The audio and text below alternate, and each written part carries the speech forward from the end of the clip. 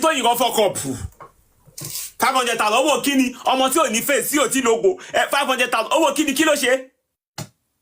the next new cinema tó ó fún 500,000 ó dẹ̀ gbà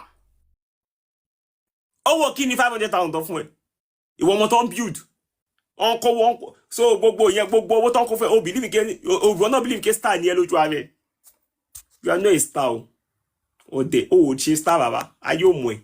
èmi ò tẹ́ mu ẹ upcoming for that matter upcoming ni o on pẹ́ kó tó bully ẹ dànù ẹ̀yin èèyàn wa ọkọ àwọn single mother ó ti jáde o ó jáde wá blast TOYIN Abraham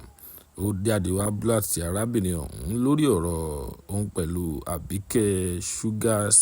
sugar tí òun lọ lọ́tún lọ́sì ẹ̀yin èèyàn wa ẹ jẹ́ ká gbọ́ látẹnu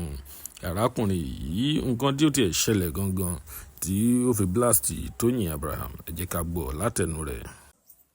wọ́n ṣe bẹ̀rẹ̀ ni wọ́n ti bulẹ̀ wọ́n máa bulẹ̀ ẹ kú di ìwọ́n tó ti mọ̀ kankan ó lọ torí bọ̀ industry ó lọ ń ṣe ségesège wọ́n á fẹ́ bu ẹ pa wọ́n ò tún nílò ẹ mọ́ bẹ́ẹ̀ ni mo sọ fún ẹ wọ́n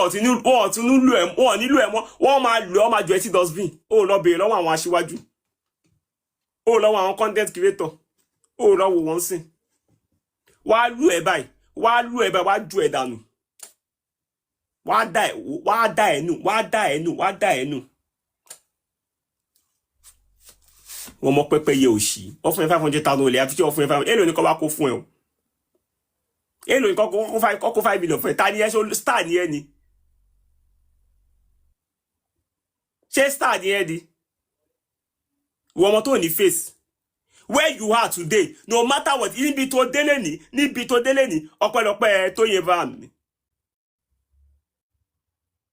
ó yẹ kó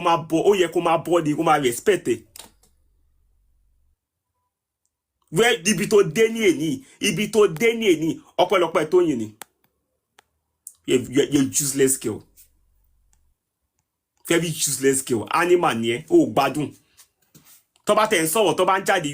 you been keeping quiet kò ní dá fún keeping quiet tó sọ yẹn you want to clear your part what part do you want to clear when you acted your YouTube movie did she collect penny from you she acted the movie free